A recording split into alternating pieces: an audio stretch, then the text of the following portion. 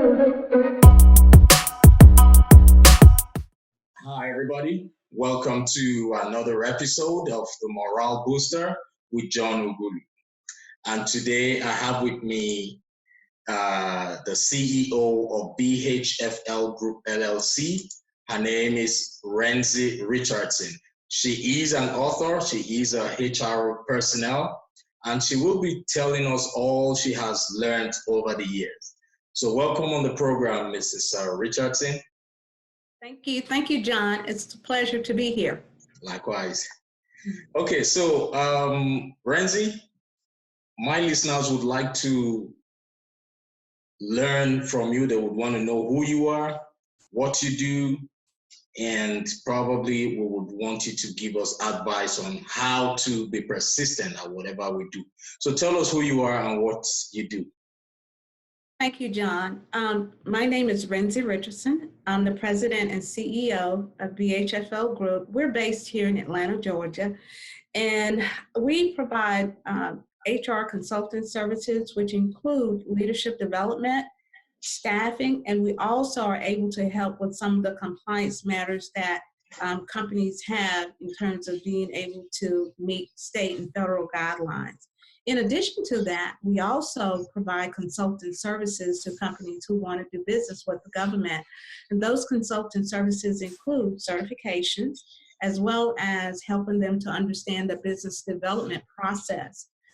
In the federal space, there are contracts that are set aside specifically for women and veterans and minority-owned businesses. And because of that, it would behoove minorities to understand how they can leverage their companies and to look at contract opportunities to, with the government, as well as state and federal. Right. Okay. That's a beautiful profile you've got there. So regarding the aspect of government contracts, how long have you been in that space and how easy or difficult is it to get in there? Okay. John, I started in government contracting probably, I think it was I started back in 2008. I was laid off. One of my first clients, he gave me an opportunity to write a proposal. I had no idea what that meant. And from there, I won several proposals bids that we submitted. Still didn't know the significance of that. And from there, I realized that because of my HR background and understanding structure and how to respond to bids and write specifically to what the solicitation is asking for, I kept, going with understanding that whole industry. And you asked a question in terms of how hard it is. It's not an easy market to say that you can just go in like you're buying a pair of shoes, you find the right fit, you find and you walk out. Yeah, I know that because everyone would be in that space if it's that easy. That's why I use how easy or how difficult it is. It's methodical. And if you know anything about the government or the military, it's similar to the military. Military, they have processes, procedures, and standards in terms of how everybody is supposed to operate within that space. Likewise with federal contracting. But the good thing about it is that once you build a reputation for great performance, right. Contracting officers, they come back to you. Just like in any market, it's all about, people do business with people they like, know, and trust. Same way with contracting officers.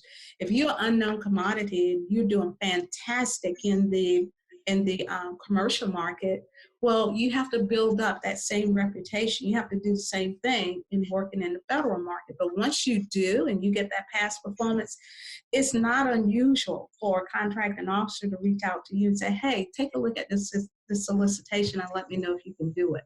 Right. That's what we call a sole source, okay? So there's a lot of advantages to doing business with the government. But I always tell my clients to have a diverse portfolio. If you look at the private sector and see how quickly it moves and how fluid it is, just the opposite of that, the government is not as fluid. So you have to think about time.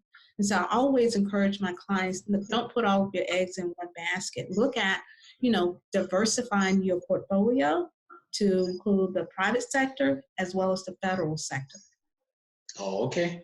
That makes a whole lot of sense. So I want to take us back to you being laid off. I can imagine how devastating that would have been for you as at that time.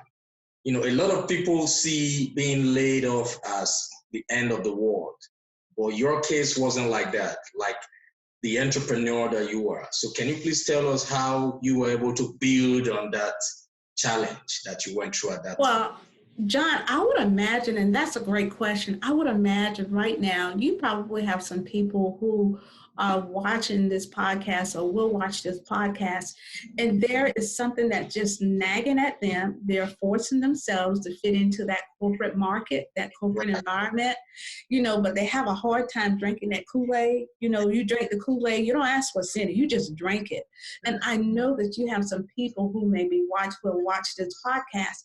They know that it sticks in their throat to say that I can be in this workplace any longer or sit in this cube and feel happy being in this cube, but they're afraid to step out. They're afraid to step out because it's the unknown.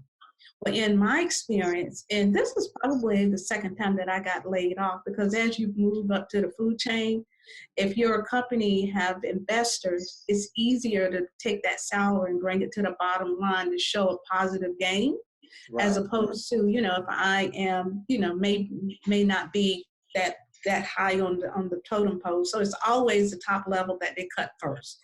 And because of that, I said, okay, do I want to continue to do this? Because you're very stressed. It's very stressful. You're thinking about, how long will I have a job? How long can I feed myself, keep a roof over my head and stuff, but just walking on eggshells.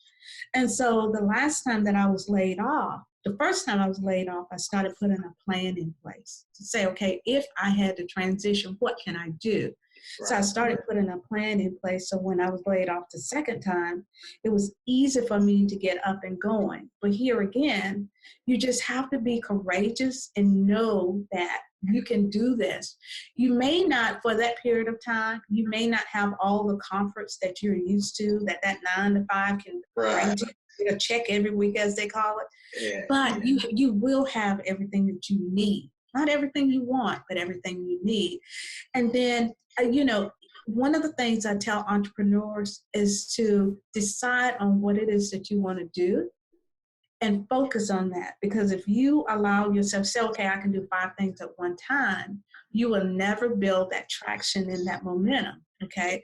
And once people know you or know what you're for and what you're about and what your product or service is, and you're consistent with putting that message out there, people will come back to you. The most important thing to remember when you're an entrepreneur or a solopreneur, you are your brand and your brand is your company.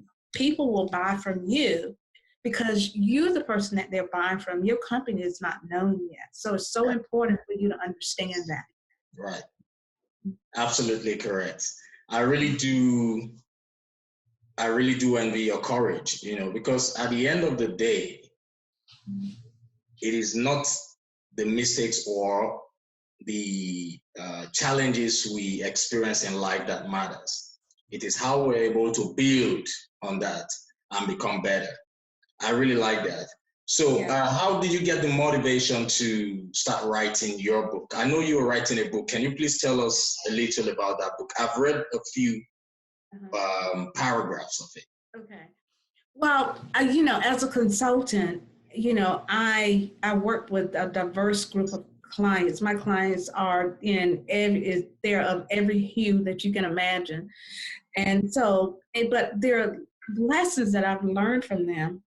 And I know that when I grew up, this is in the 60s and stuff, civil rights played a huge way in terms of how Black business owners were able to start a business. During the civil rights, we stood on the shoulders of people like Maynard Jackson, all of the civil rights leaders and stuff. And so they carved a way. And so I look around now, and even though with millennials and looking at this generation of talent that we have of entrepreneurs and business owners, they're very smart and they're bright. But I also know too, is that the lessons that we learn from our past are the lessons that take us forward. But if we, as I guess you said, of our generation, if we don't share those lessons, how did this new generation of entrepreneurs know, say, I fell down and this is how I got up and this is how I triumphed, okay? Where are those lessons? We knew that back in the 60s, but what I find, just like in the Black community, there's certain things that are hush-hush. Just like in, among business owners, when you know that someone was making had a contract for $15 million and 2 years later you see this person is just bummed out. What's the backstory? Right. There's a backstory. There were fatal mistakes that person made. So I'm saying I want to teach this audience or who my readers are, these are the fatal mistakes that you want to stay away from. But this is also how you turn your company around or how you turn yourself around as the CEO. Because what I know, and this is something I know for sure, if a company is failing, they're failing because the CEO is failing. When the CEO get themselves right, then the company will thrive. Yes. But if you don't, your company is a direct image of who you are. Right. Happy employees, they say. Yes. Happy employees don't leave the company. They leave you. Yeah, they leave. Right. Exactly. So I wanted to put a story around that, but instead of just writing a business book, this is a page turner, okay? There are 3 characters in the book. There's Big Joe, who's the CEO, who felt that he was so entitled about how he wanted to squander his resources, his company. And then there's the Rainmaker. The Rainmaker was his golden goose. The Rainmaker was someone who was humble, but he could walk into a bank and come back out with a 7-figure line of credit. And then there was Nephew Leach. I think all of us know that we have a Nephew Leach in our company who's a relative. They want you to give, but they're not willing to give back, okay? And so because of these 3 characters, they create a relationship between the 3 of them that really that where Joe was the protagonist, yeah. And he was the one that caused the company to fall out. But then, at some point, the Rainmaker said, hey, can I do this for myself? And so it's a page turner. It's very dramatic. It's based around storytelling because I think people remember lessons or remember what that you tell them if it's interesting. Exactly. And yes. Activities, there are a lot of thought-provoking activities that you have an opportunity to do. So hopefully it causes you to be introspective and think about yourself as the CEO. Right. That's awesome. So is this the first book you're writing? Mm-hmm. Well, this is the first business book that I'm writing. I started out writing a series of children's books. It's called Shoebox Kids Club because I just think reading is so important. And so right now, I have that series coming out also, but that'll come out in May. I think school is over. I think it's either April or May. The kids are out of school for the summer. And so those books will be released at the beginning of summer to create like a summer reading program. Oh, okay. Honestly, I am not too good with the curriculum of schools. I just know when it's time to go to school, my wife tells me, the kids tell me, I'll say, okay, no problem. What do you need to start school? The same thing, when they're done with school, they say, oh, Dad, tomorrow's the last day, next year's the last, that's it. Okay, got you. Okay. Wow. Well, that's awesome. I really know people listening to this program right now would have found, encouragement to understand that if you do not love the job you are doing, remember that there is a possibility that you will get laid off. So if you have a passion other than the job you're doing, then my advice still remains. Use your 9 to 5 to finance your 5 to 9.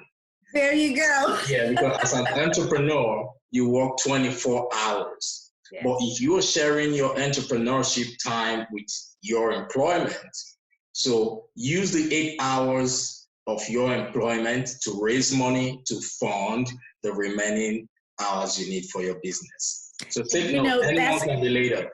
I know, and that's the cash flow. That's your cash flow to get you up and going. Exactly. Yes. Yeah, that's it. You have to feed the goose. Yes, you do. And here again, you know, sometimes people feel guilty when they get to that point to say, you know, I can no longer be a corporate employee, because some of us are very dutiful. We've been taught to be loyal. Right. But likewise, you know, every year, most companies do a performance review. Right. And you struggle through getting through that performance review, because it's just like you could be an athlete, you know, when you're at the top of your game, but you also know when your game is declining. And so when your game is declining, do you let it continue to decline, or is it time to pivot and still use your talents, but use your talents to do more, right. Not let to do more. Right. And with technology involved right now in everything, nothing is sure anymore for employees.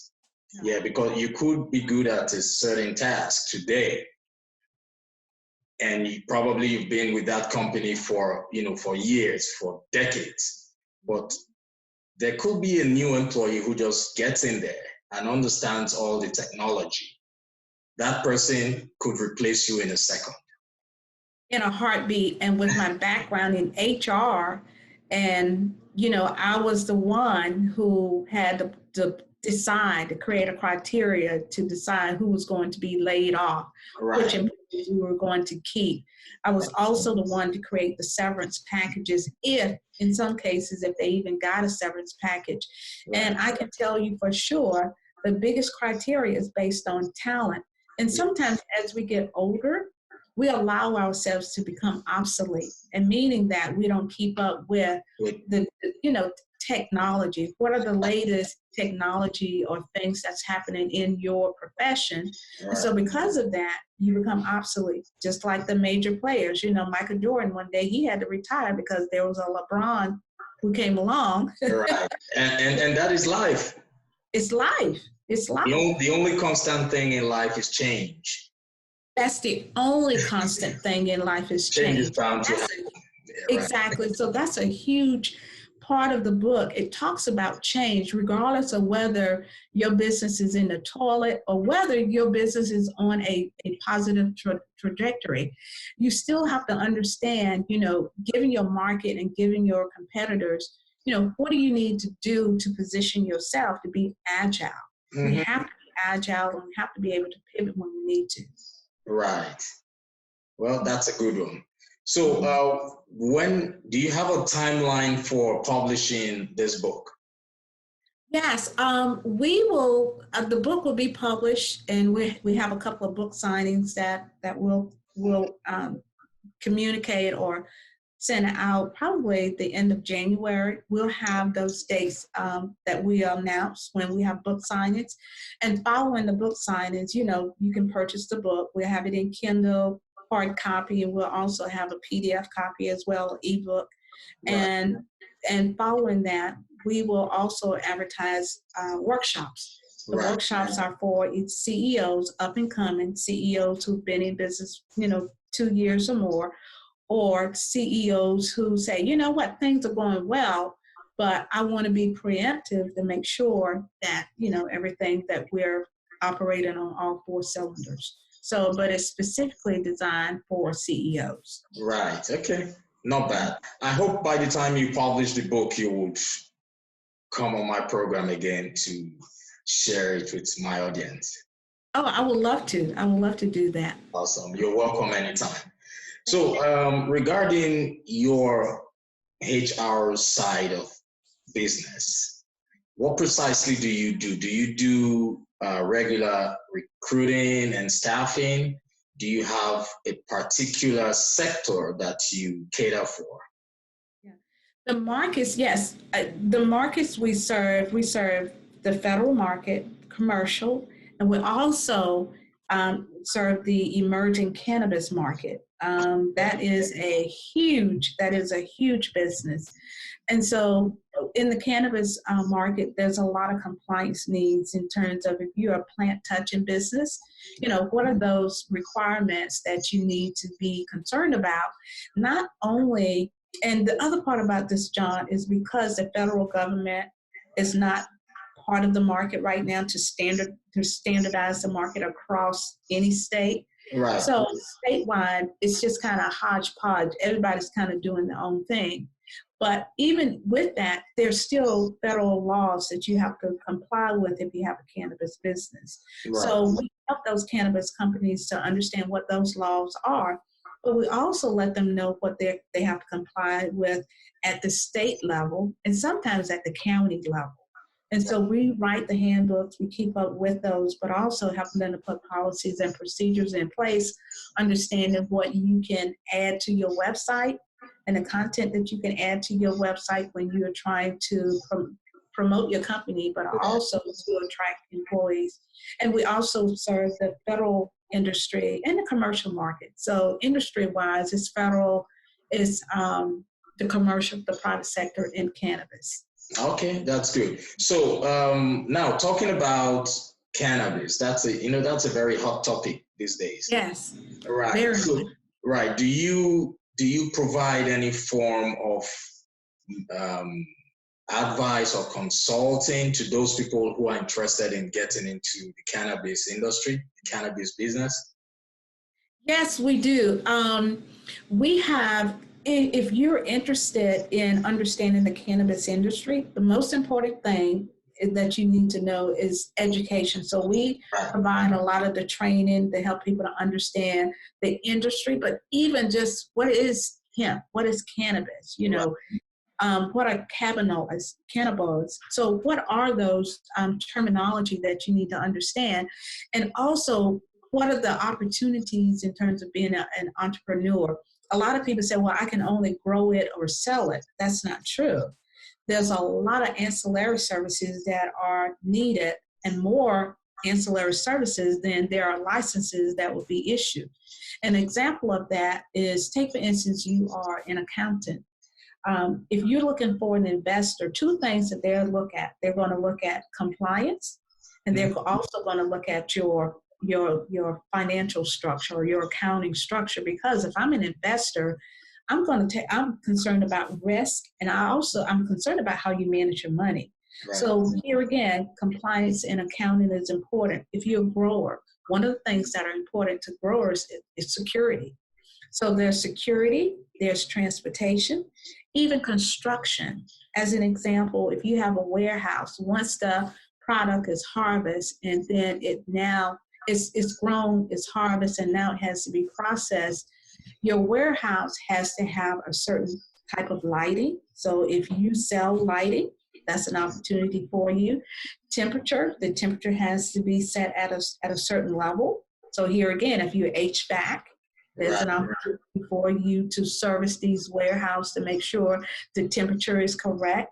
And also, like I said, there's transportation from the warehouse, and once the product is packaged, it has to be delivered. So there's a huge transportation need from being harvested, making sure that the product is transported in a refrigerated truck, what we call reefers, at the right temperature. Because here again, because it's a product and it's a raw product, if the temperature isn't right, now you have to be concerned about whether, it's the product is like mildew and stuff like that will set in. So now it's no longer usable. So everything you can imagine, hemp, which is, they have hemp byproduct. You use byproduct of hemp to make clothes, to make paint, hemp oil. It's just a lot that goes into even plumbing, because there are irrigation systems that they use to grow the plant. So, and there's a certain type of irrigation systems that they use to grow the cannabis. Okay. Mm-hmm. So that shows you have so much experience. You have in-depth experience of it. So for my listeners, if you need any advice regarding the cannabis industry in terms of guidelines and procedures to get started, feel free to reach out to Renzie. Her contact details will be currently showing at the bottom of the screen. She is an expert in that area.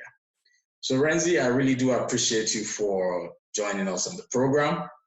And I look forward to having you again by the time you have published your book.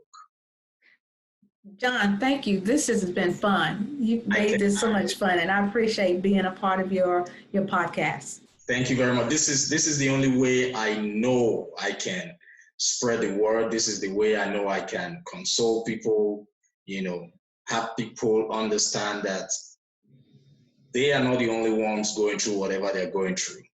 Yes. So when they hear from people like yourself and so many others, it gives encouragement. I don't know how to sing. I'm not a rapper. So this is my own medium of helping, right, of doing my own part. You're great. You're great at it. This is your strength. This is your purpose. Well, I think so, and I know so at the same time. So I hope to take it to the next level. It can only get better. I just started, but it will definitely get better. So I'm also part of the case study for those people who are listening. I started this just without having any prior experience. And I know I will take it places. I will take it to higher heights. All right, with your help and the help of my listeners, my viewers, it will definitely get better. Well, John, anything that I can do to help you and share my experience as an entrepreneur and just getting started, the first thing you did that's so important, just do it. Like the Nike line, just do it.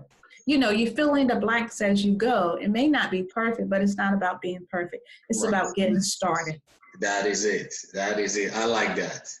So thank you once again, Renzie, and I look forward to having you on another episode by the time you publish your book.